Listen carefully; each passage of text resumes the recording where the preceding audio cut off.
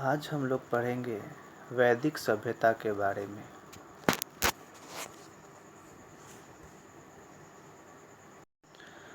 हम लोगों ने वैदिक सभ्यता को पढ़ने से पहले पाषाण काल के बारे में पढ़ चुके हैं हम लोग। उसके बाद सिंधु घाटी सभ्यता के बारे में पढ़ चुके हैं लोग। अब हम लोग पढ़ेंगे वैदिक सभ्यता के बारे में। तो हड़प्पा सभ्यता के पतन के बाद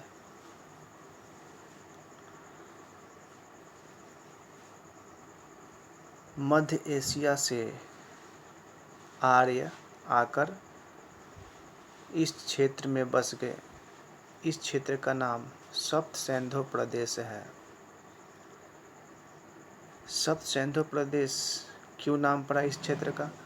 क्योंकि 7 नदियाँ यहाँ बहती हैं, इसलिए इस क्षेत्र का नाम सप्त सिंधु प्रदेश है। यहाँ पर सिंधु बहती है, झेलम बहती है, चिनाब बहती है, व्यास बहती है, सतलज बहती है और सरस्वती नदी बहती है। इसलिए इस क्षेत्र को सप्त सिंधु प्रदेश कहते हैं। और आर्य मध्य एशिया से आकर सबसे पहले इस क्षेत्र में बसे थे।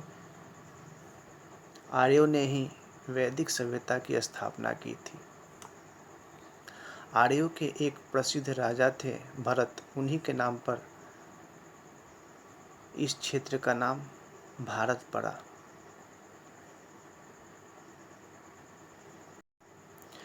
तो आज के टॉपिक पर आते हैं वैदिक सभ्यता।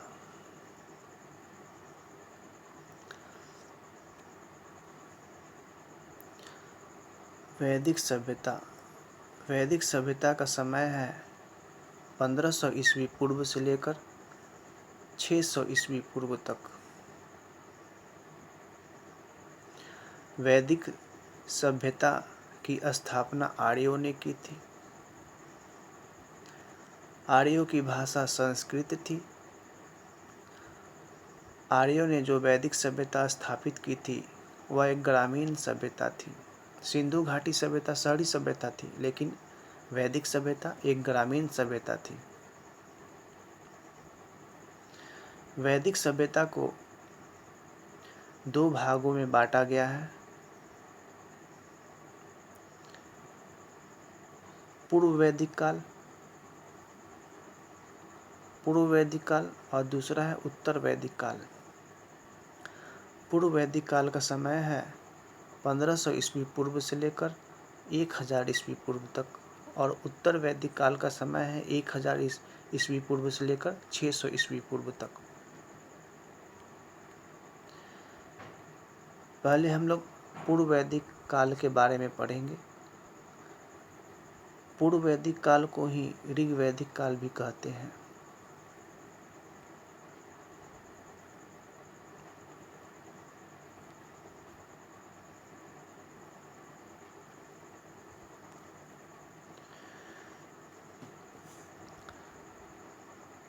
पूर्व वैदिक काल के बारे में हमें जानकारी ऋग्वेद से मिलती है। ऋग्वेद में 10 मंडल थे, 1028 सूक्त होते हैं और ऋग्वेद में 10,462 ऋचाएँ हैं।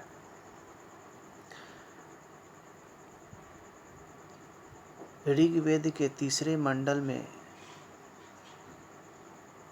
गायत्री मंत्र का उल्लेख है। जो अभी हम लोग गायत्री मंत्र पढ़ते हैं वे ऋग्वेद के तीसरे मंडल से लिया गया है। ऋग्वेद सूर्य देवता सावित्री को समर्पित एक मंत्र है। गायत्री मंत्र का उपयोग हम लोग आज भी करते हैं। ओम भूर्भुवस्सुवः तत्सवितुर्वरेण्यं भर्गो देवस्य धीमहि धियो यो नः प्रचोदयात्। ये गायत्री मंत्र है जो ऋग्वेद के तीसरे मंडल से लिया गया है। ऋग्वेद के 10वें मंडल में पुरुष सूक्त का उल्लेख किया गया है। पुरुष सूक्त के अनुसार 4 वर्ण, समाज में 4 वर्ण होते थे: ब्राह्मण, क्षत्रिय, वैश्य और शूद्र। ब्राह्मण का काम था पूजा पाठ करवाना, क्षत्रिय का काम था युद्ध लड़ना, वैश्य का काम था व्यापार करना और शूद्र का काम था ये तीनों वर्ग की सेवा करना। ये समाज था 4 वर्ग में बटा हुआ था। ये कर्म के आधार पर था।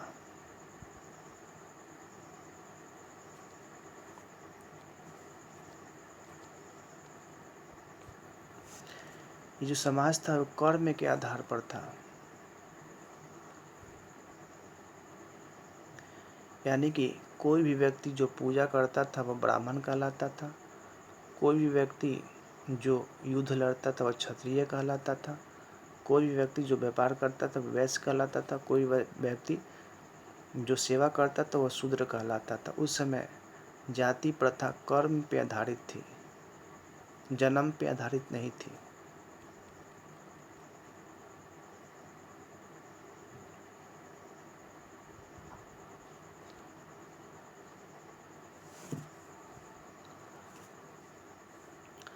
ऋग्वैदिक काल में प्रमुख देवता इंद्र थे। इंद्र को ही पुरंदर भी कहते थे उस समय, और दूसरे प्रमुख देवता इंद्र थे। ऋग्वैदिक काल में प्रशासन जो था वह 5 इकाइयों में बटा हुआ था। सबसे बड़ी इकाई राष्ट्र थी। राष्ट्र कई भाग में बंटकर जन बनते थे, जन कई भाग में बंटकर विश्व बनते थे, और विश्व बंटकर ग्राम बनता था, और ग्राम कई भागों में बंटकर कुल बनता था। यानी समाज की सबसे छोटी इकाई कुल थी। कुल मतलब कबीला, और कई कबीला मिलकर ग्राम बनता था, कई ग्राम मिलकर विश्व बनते थे, और कई विश्व मिलकर जन बनते थे, और कई जन मिलकर राष्ट्र बनते थे। जिस प्रकार अभी होता है, कई मोहल्ला मिलकर ग्राम बनता है, कई ग्राम मिलकर जिला बनता है, और कई जिला बनकर अभी बनता है राज्य बनता है, और कई राज्य मिलकर एक देश बनता है। उसी तरह उस समय भी जो प्रशासन की इकाई थी कुल, ग्राम, विश्व, जन और राष्ट्र में बटा हुआ था।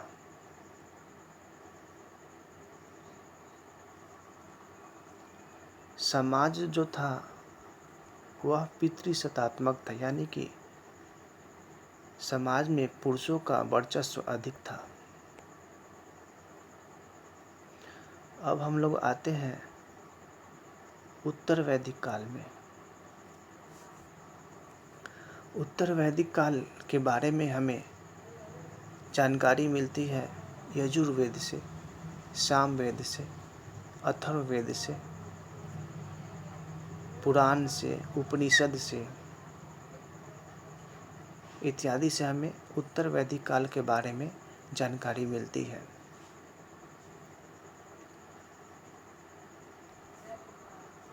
ऋग्वेद के पाठ करने वाले ब्राह्मण को होत्री कहते थे,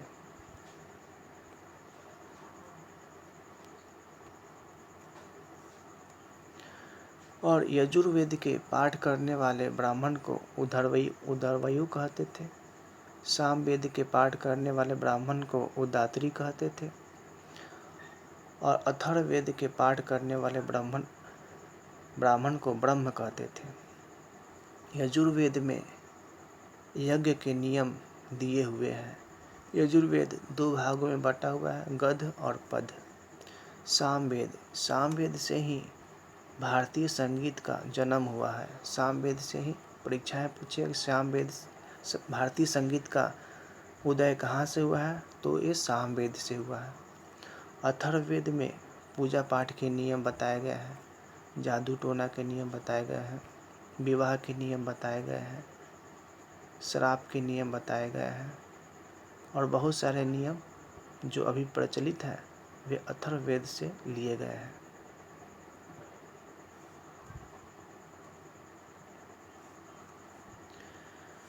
ऋग्वेद में जहाँ समाज के जो वर्ग थे, ब्राह्मण, क्षत्रिय, वैश्य और शूद्र, वे कर्म के आधार पर थे। लेकिन उत्तर वैदिक काल में जाति व्यवस्था जन्म के आधार पर हो गई।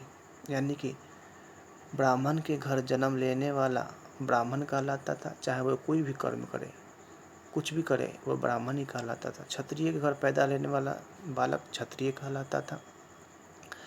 वैश्य के घर पैदा लेने वाला बालक वैश्य कहलाता था।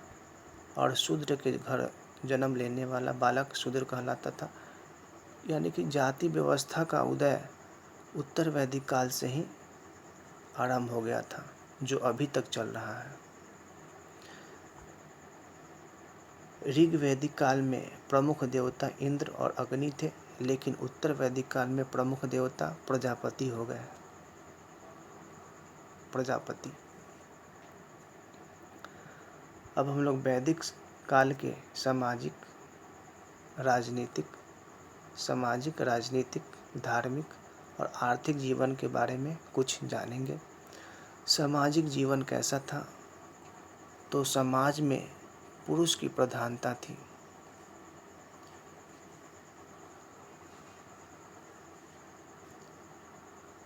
दूसरा है राजनीतिक जीवन। तो राजनीतिक जीवन जो था, उसमें सबसे प्रमुख स्थान राजा का था। राजा के बाद पुरोहित का था। यूँ मान लीजिए कि पुरोहित ही सबसे प्रमुख था, उसके बाद राजा था, उसके बाद सेनापति और अन्य अधिकारी होते थे जो शासन व्यवस्था चलाते थे। धार्मिक जीवन कैसा था?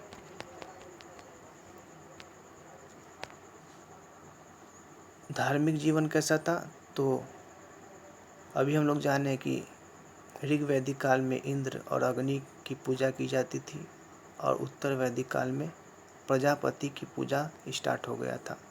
आर्थिक जीवन कैसा था? तो वैदिक काल में आर्थिक जीवन वो पशुपालन पर आधारित था और कृषि पर आधारित था।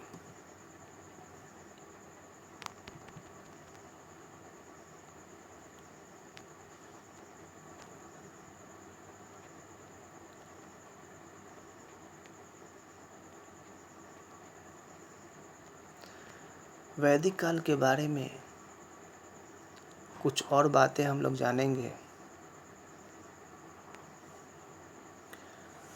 वैदिक काल में गाय के बारे में बताया गया है। गाय एक बहुत ही पवित्र पशु थी वैदिक काल में। गाय की जो व्यक्ति घायल कर देता था, उसको देश से निकाला की सज़ा दिया जाता था। और जो व्यक्ति गाय की हत्या कर देता था वैदिक काल में, तो उसे मृत्यु दंड दिया जाता था। जितने भी युद्ध होते थे वे पशुओं के लिए ही होते थे। यानी उस समय गाय ही सबसे बड़ी संपत्ति थी।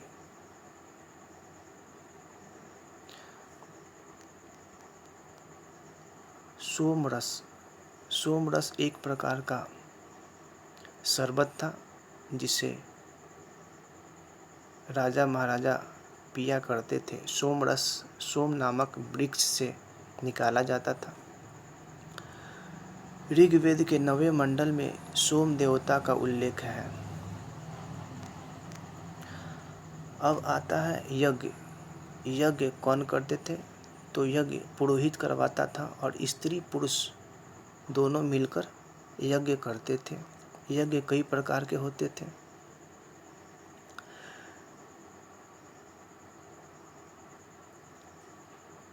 उसमें से एक प्रमुख यज्ञ था राजसूय यज्ञ। इसमें एक राजा घोड़ा छोड़ता था और घोड़ा जहाँ जहाँ जाता था वह क्षेत्र उस राजा के अधिकार क्षेत्र में आ जाता था। और जो भी राजा उस घोड़ा को रोक लेता था, तो घोड़ा छोड़ने वाले राजा और घोड़ा पकड़ने वाले राजा के बीच युद्ध होता था। और जो राजा जीत जाता था, हारने वाले राजा की सारी संपत्ति जीतने वाला राजा ले लेता था। उपनिषदों की संख्या 108 थी। पुराणों की संख्या 18 है। सत्यमेव जयते का उपयोग हम लोग आज भी करते हैं। ये हमारे देश का आदर्श वाक्य है, सत्यमेव जयते। सत्यमेव जयते मुंडकोपनिषद से लिया गया है।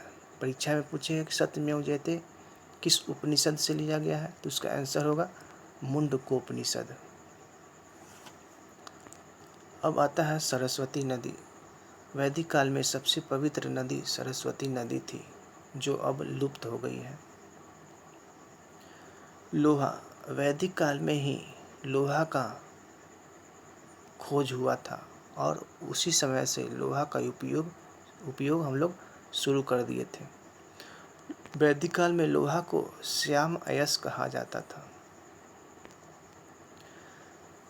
लोहा का सबसे प्रथम साक्ष्य अतरंजी खेरा में प्राप्त हुआ है।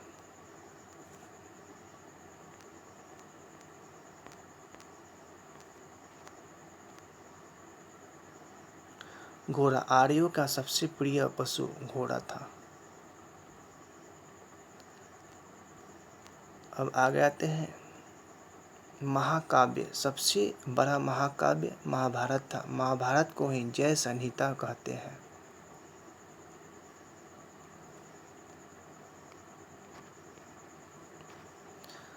अब आगे है आश्रम व्यवस्था। वैदिक काल में आश्रम व्यवस्था प्रचलित थी। आश्रम व्यवस्था 4 भाग में बांटा गया था।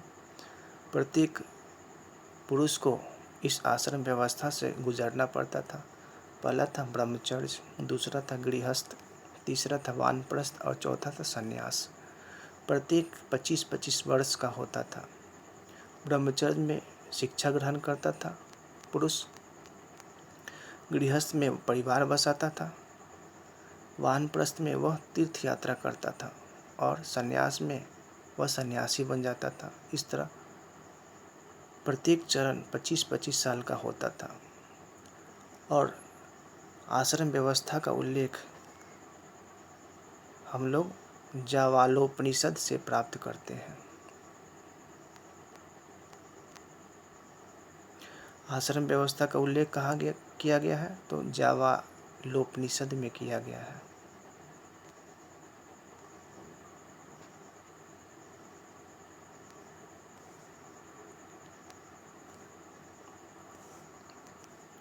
उस समय वैदिक काल में 16 संस्कार हुआ करते थे, यानी कि जन्म से लेकर और मृत्यु तक प्रत्येक मनुष्य को 16 संस्कार से होकर गुजरना पड़ता है। यानी जन्म के लिए अलग संस्कार थे, जब बच्चा पहली बार अन्न ग्रहण करता था उसके अलग संस्कार थे।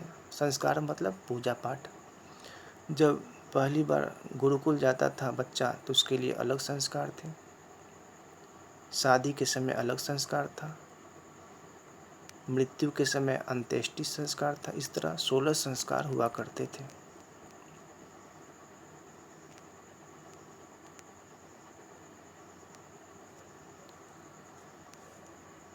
बलि, बलि किसे कहते हैं, तो वैदिक काल में बलि, जब जनता अपनी इच्छा से राजा को कर देता था या दान देता था तो उस दान को बलि कहते थे।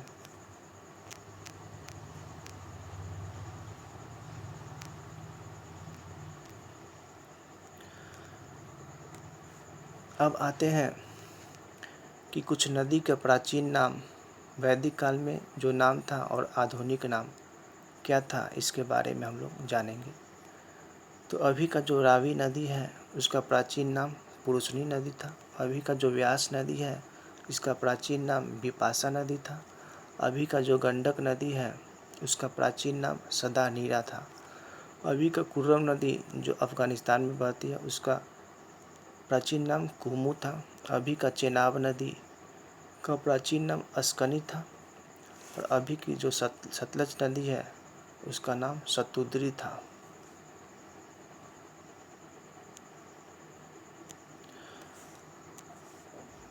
अब विवाह के प्रकार। विवाह कितने प्रकार का होता था वैदिक काल में? मनुस्मृति के अनुसार विवाह 8 प्रकार के होते थे, जिसमें से प्रथम 4 प्रशंसनीय था और बाद के 4 निंदनीय था।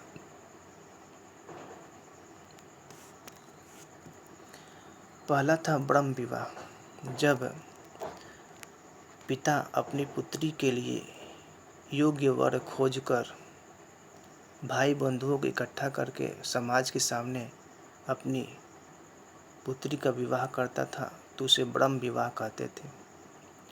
दूसरा है देव विवाह। यज्ञ करने वाले पुरोहित से जब पिता अपनी पुत्री का विवाह कर देता था तो इसे देव विवाह कहते थे। तीसरा है आर्ष विवाह। जब पिता यज्ञ करने वाले पुरोहित से 1 या 2 गाय के बदले में अपने पुत्री का विवाह कर देता था तो उसे आर्ष विवाह कहते थे। चौथा है प्रजापात्र विवाह। जब लड़का लड़की के पिता से लड़की का हाथ मांगता था, यानी कि उससे लड़की के पिता से कहता था कि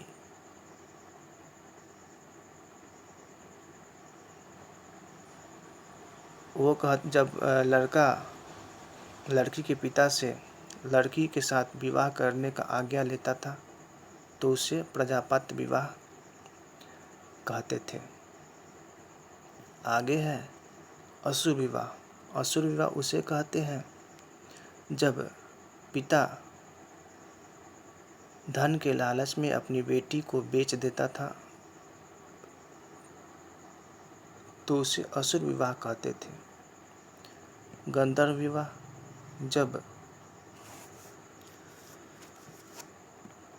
जब लड़का और लड़की दोनों एक दूसरे को देखकर प्रेमवश शादी कर लेते थे तो उसे गंधर्व विवाह कहते थे। 7वां है पैशाच विवाह। जब सोई हुई स्त्री से कोई व्यक्ति शादी कर लेता था तो उसे पैशाच विवाह कहते थे। 8वां है राक्षस विवाह। जब कोई व्यक्ति लड़की का अपहरण करके किडनैप करके ज़बरदस्ती शादी करता था तो उसे राक्षस विवाह कहते थे। इसमें से 4 प्रशंसनीय है और 4 निंदनीय था, यानी कि अपराध तुल्य था 4।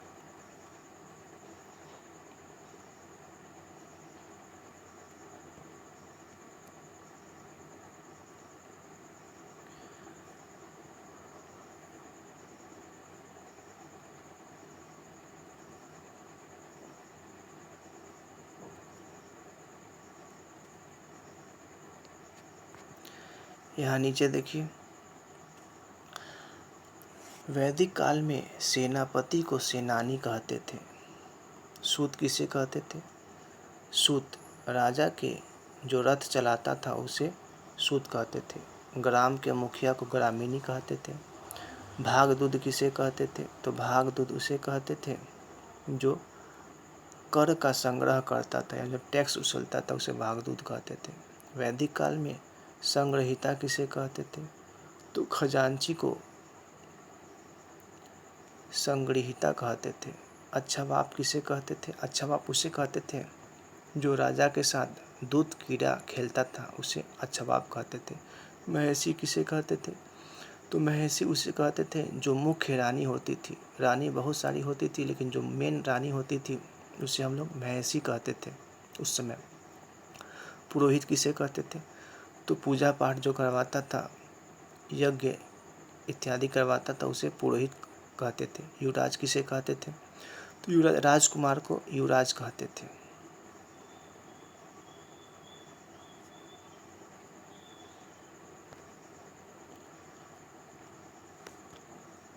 तो वैदिक काल में हम लोग